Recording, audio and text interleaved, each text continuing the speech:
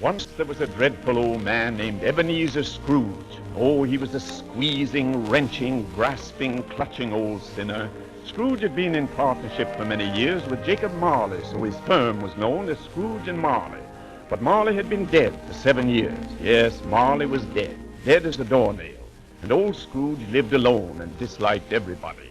He had a clerk in his office named Bob Cratchit, and he only paid the poor fellow, who had a wife and 4 children, a wage that scarcely fed them. The meager office that Cratchit sat in was like a cold, dismal little cell. When Cratchit stopped to warm his hands over the burnt-out coal, Scrooge looked up over his glasses and said, "Cratchit, get on with your work." Well, you see, sir, my fire is almost out and my hands are numb. I need another bit of coal to keep warm, sir. How many times have I told you I won't have you burning up my coal as if it were rubbish? But, sir... Back to your work. Yes, sir. It was Christmas Eve, and into the office of Scrooge and Marley popped Scrooge's nephew, Fred. A Merry Christmas, Uncle. God save you. Humbug. Christmas a humbug, Uncle? You don't mean that, I'm sure. I do. Merry Christmas. What right have you to be merry? You're poor enough. Oh, come now, what right have you to be dismal? You're rich enough. Humbug. Oh, don't be cross, Uncle. What else can I be when I live in such a world of fools as this? What's Christmas time to you but a time for paying bills without money? A time for finding yourself a year older, not an hour richer. If I could work my will, every idiot who goes about with Merry Christmas on his lips should be boiled with his own pudding and buried with a stick of holly through his heart. Oh, Uncle. Keep Christmas in your own way and let me keep it in mine. But you don't keep it. Well, let me leave it alone then. Much good may it do you. Much good it ever has done you. But, Uncle, Christmas is the only time I know of in the long calendar of the year when men and women seem by one consent to open their hearts freely. And therefore, Uncle, although it has never put a scrap of gold or silver in my pocket, I believe that it has done me good and will do me good. And I say God bless it. Good for you, lad. Another word out of you, Cratchit, and you'll keep your Christmas by losing your situation. Oh, don't be angry, Uncle. Come, dine with us tomorrow. Good afternoon. Oh, I'm sorry with all my heart to find you so determined. So, a Merry Christmas, Uncle. Good afternoon. And a Happy New Year. Good afternoon.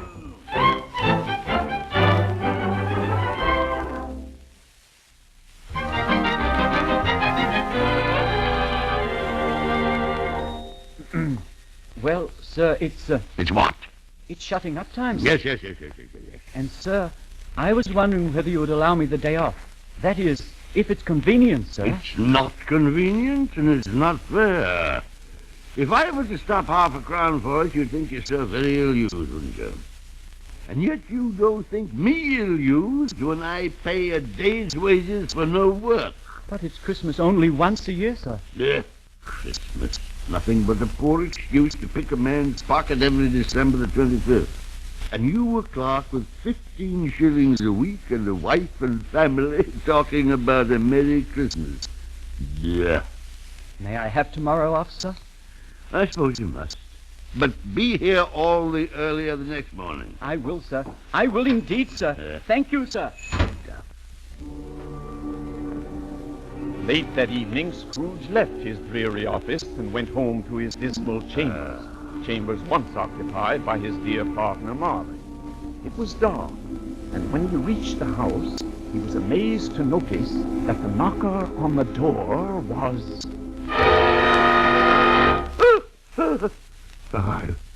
I could have sworn that was Marley's face in the knocker. Rubbish, nothing to it. So up the stairs he went as boldly as he could and entered his dark, gloomy rooms. Darkness was cheap, and so he liked it, the old miser. Inside his rooms, everything appeared as it should be. Nobody under the table. Nobody under the sofa. Nobody in the closet. And nobody in his dressing gown, which was hanging up in a suspicious attitude against the wall. Quite satisfied, he locked the door took off his coat, put on his dressing jacket and his pointed nightcap, and sat down before the fire to take his meager gruel. As he sat looking at the low fire, he suddenly realized that every tile about the grate had on it a copy of old Marley's face, staring at him. Humbug! Humbug! Don't believe it. Rubbish. Scrooge walked across the room. After several turns, he sat down again. He threw his head back in the chair. There was an old bell high up in the rooms, and it began to ring, while a noise downstairs made him start. What's that? Who's there? Who is it? Who is it?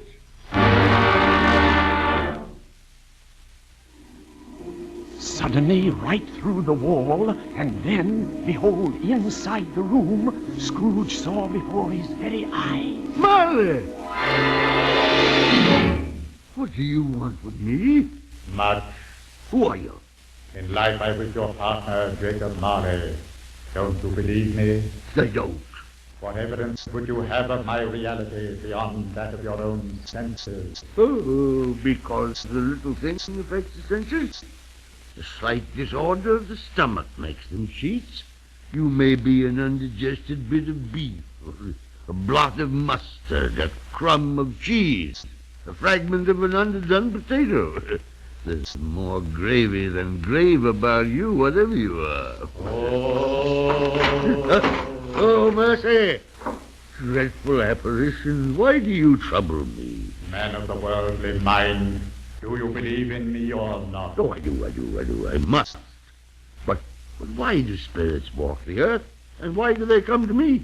It is required of every man that the spirit within him should walk abroad among his fellow men, and travel far and wide and do good. And if that spirit goes not forth in life, it is condemned to do so after death. Oh, please don't do that. You're shackled. Tell me why. I wear the chain I forged in life. I made it link by link and yard by yard. Is its pattern strange to you? Jacob Marley, tell me more. Speak comfort to me, Jacob. I've none to give Ebenezer Scrooge. In life my spirit never rose beyond the narrow limits of our money-changing hole, and weary journeys lie before me. Hear me, my time is nearly gone. I will. But don't be hard on me, Jacob. I'm here tonight to warn you that you've yet a chance and hope of escaping my fate, Ebenezer. You always were a good friend to me. Thank you. Hear what I say. You will be haunted by three spirits. Without their visit, you cannot hope to shun the path I tread. Expect the first tomorrow when the bell tolls 1. Expect the second on the next night at the same hour. The third on the next night when the last stroke of 12 has ceased to vibrate. Look to see me no more, and remember what has passed between us. When the ghost vanished in the dark, bleak night, Scrooge denounced the whole thing. Bah! I won't believe it. The whole business is rubbish. Humbug. Then he went to bed. He was soon asleep.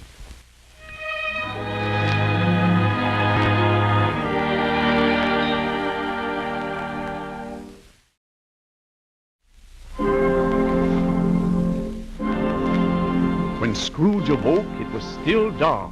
The chimes of a neighboring church had just struck 12. 12 o'clock.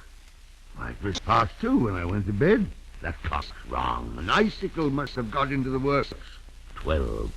It isn't possible I could have slept through the whole day and far into another night. It isn't possible anything's happened to the sun. And it's 12 noon. He scrambled out of bed and groped his way to the window. All he could make out was that it was still very foggy and extremely cold. So back to bed he went, and thought and thought and thought. He said he'd be here when the bell tolled 1. When the bell tolled 1. Humbug. 1 o'clock. The hour itself and nothing else. I knew it. Suddenly a light flashed up in the room, and the first of the promised spirit visitors stood before him. the spirit whose coming was foretold me? I am. Who and what are you? I am the ghost of Christmas past. Long past? No, your past. Well, what brings you here? Your welfare. Oh, I'm much obliged for keeping an old man from his sleep. Your reclamation, then. Take heed. Rise and walk with me. But I'm mortal and I'm liable to fall. Bear but a touch of my hand, and you shall be upheld in more than this. As the words were spoken, they passed through the wall of the room. The city had vanished entirely. They stood upon an open country road with fields on either side. Do you know where you are? Good heavens, I was raised in this place. I was a boy here. Ah, you recollect the way. I could walk in blindfold. Strange you had forgotten it for so many years. Lead on, spirit. I'll follow. Come. Do you see that schoolhouse? Do you remember? Yes, yes, yes. Of course you do. You see, the school is not quite deserted, even though it is Christmas Eve. A solitary child neglected by his friends has left there still. Do you know who that boy is? Of course I do. It's me. It's my own lost boyhood. My poor forgotten self as I used to be. Poor lonely boy. I wish... Wish what? It's nothing. It's too late now. Too late for what? Nothing. Last night a boy was singing a Christmas carol at my door. I should have liked to have given him something. That's all. Come. Let us see another Christmas.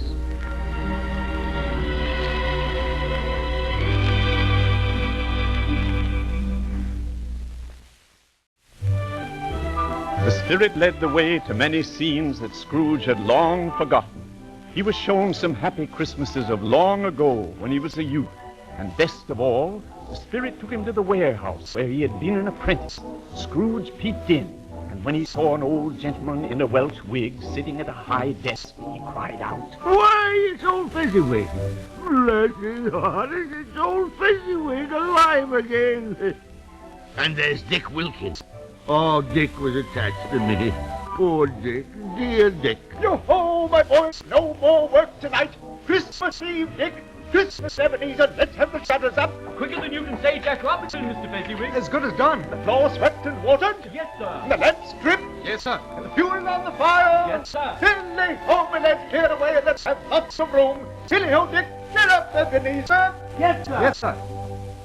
In came a fiddler with a music book. In came Mrs. Fezziwig, one vast, substantial smile. In came all the young men and women employed in the business. In they all came, one after another.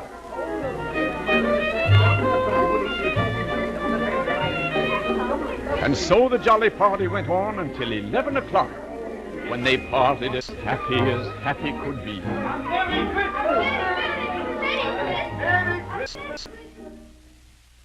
Wasn't Fezziwig a silly man? A silly man? Why, he was a wonderful man. A fine fellow. Why, What's the matter? oh, nothing in particular. Something, I think. No.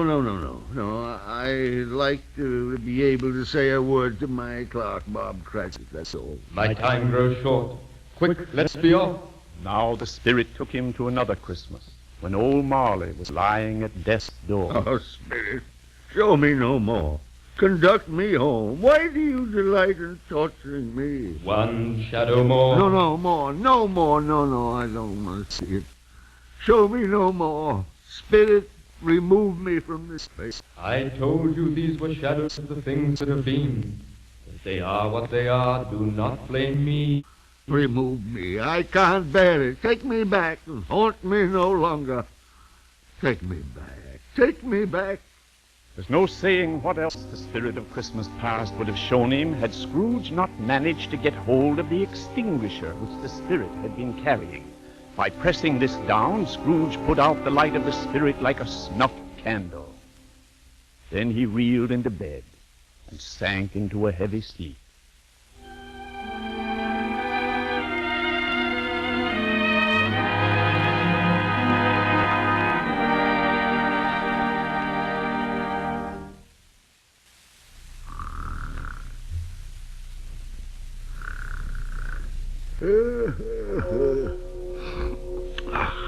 1 o'clock.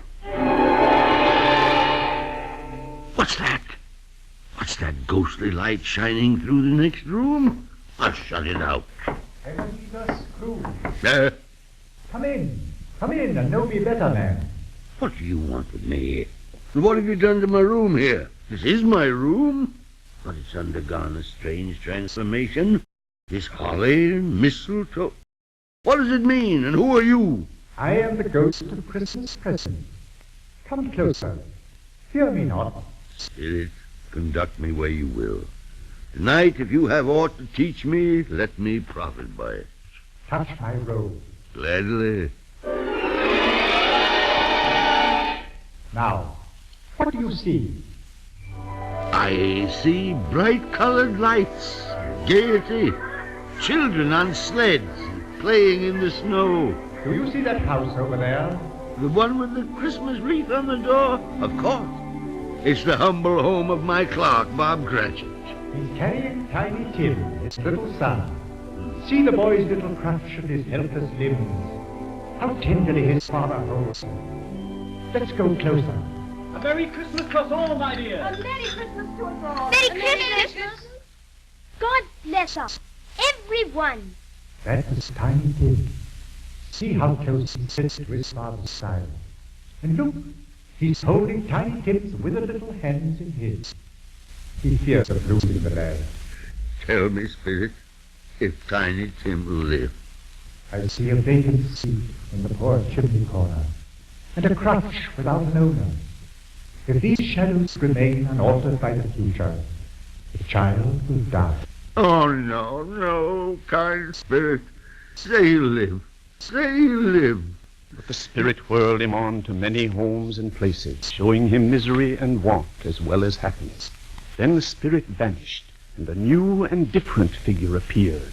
It came slowly and silently toward him. It was shrouded in a deep black garment, which left nothing of it visible save one outstretched hand. This was the third and last of his ghostly visitors. Scrooge braced himself and said, Yes, I know. You're the ghost of Christmas yet to come. I fear you more than any spectre I've seen. But I know your purpose is to do me good. I'm prepared to bear you company. Lead on, spirits, lead on.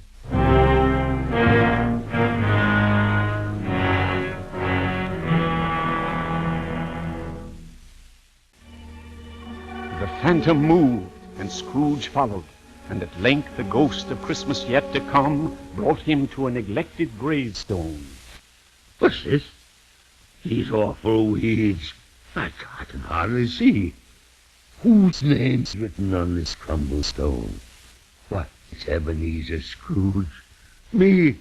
Oh, no, Spirit, no. Spirit, hear me. I'm not the man I was. I'll not be the man I must have been. Good Spirit, pity me. Assure me I may yet change these shadows you've shown me by an altered life. I'll honor Christmas in my heart and try to keep it all the year. Oh, tell me I may wipe off the writing of this terrible stone.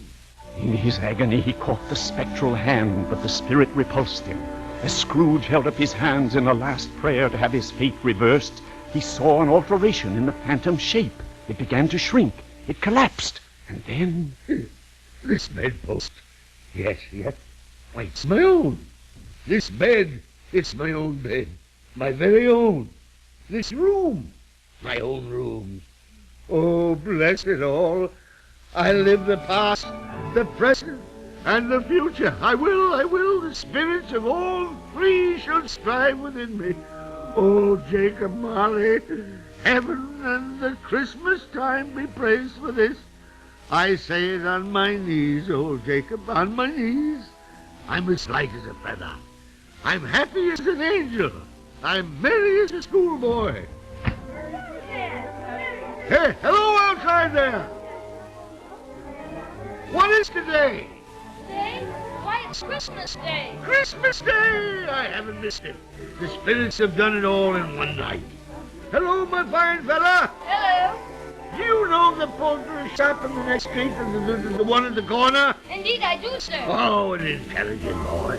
A remarkable boy. Do you know whether they sold the prize turkey that was hanging up there? The little one? No, not little one. No. The big one. What? The one as big as me? What a delightful boy. It's a pleasure to talk to you. Yes, my lad. It's hanging there now. Is it? Go on and buy it. Are you joking? No. I'm in earnest. Go and buy it and tell him to bring it here that I may give him the directions where to take it. Come back with the man and I'll give you a shilling. Come back with him in less than 5 minutes, I'll give you half a crown. I'll be back with it as quick as a shot, sir. Look at him, Ross. I'll send it to Bob Cratchit. He shan't know who sent it. It's twice the size of Tiny Tim. I'll send the poultry with it in the cab so Cratchit will have it in time. No, then I'll hie myself to my nephew's home. Will they be surprised to see me?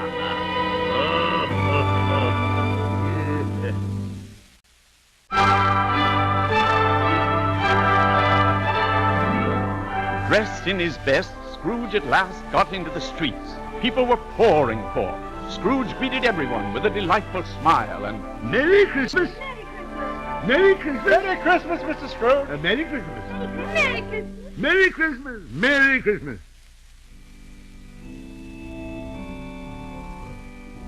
he went to church and gave a large donation for the poor. He was really about the streets. He never dreamed that any walk, that anything could give him so much happiness. In the afternoon, he arrived at his nephew's house.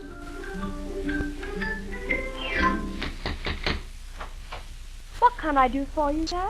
Is your master at home, my dear? Yes, sir. Where is he, my love? Why, bless my soul, who's that? It's I, your Uncle Scrooge. I've come to dinner. Will you let me in first? Of course, Uncle. Make yourself at home. We'll have a wonderful party, wonderful games, and wonderful happiness. The next morning, Scrooge was early at the office. If he could just catch Bob Cratchit coming late, that was the thing he'd set his heart upon. And he did it. Yes, he did. Cratchit was full 18 minutes and a half behind his time. Scrooge sat with his door wide open that he might see him coming. Cratchit was on his stool in a jiffy. Then Scrooge came into the room. Hello. What do you mean by coming here this time of day? I'm very sorry, sir. I am behind my time. Yes, indeed you are. Oh, it's only once a year, sir. It shall not be repeated. I was making rather merry yesterday, sir. Now, I'll tell you what, my friend. I'm not going to stand this sort of thing any longer. And therefore, I'm about to raise your salary. Oh. A Merry Christmas, Bob. Oh, a Merry Christmas to you, A sir. merrier Christmas, Bob, my good fellow, than I've given you for many a year. I'll endeavor to assist your struggling family. Oh, sir. Make up the fires, my boy, and buy another scuttle of coal before you dot another I, Bob Cratchit. Yes, sir. Scrooge was better than his word. He did it all and more. And to Tiny Tim, who did not die, he was the second father. He became as good a friend, as good a master, and as good a man as the good old city knew, or any other good old city in the good old world. He had no further experience with spirits, but lived a happy life ever afterward. And it was always said of him that he knew how to keep Christmas well, if anybody did. And may that truly be said of us, and all of us. And so, as Tiny Tim observed, God bless us, everyone. yes, Tiny Tim, God bless us, everyone.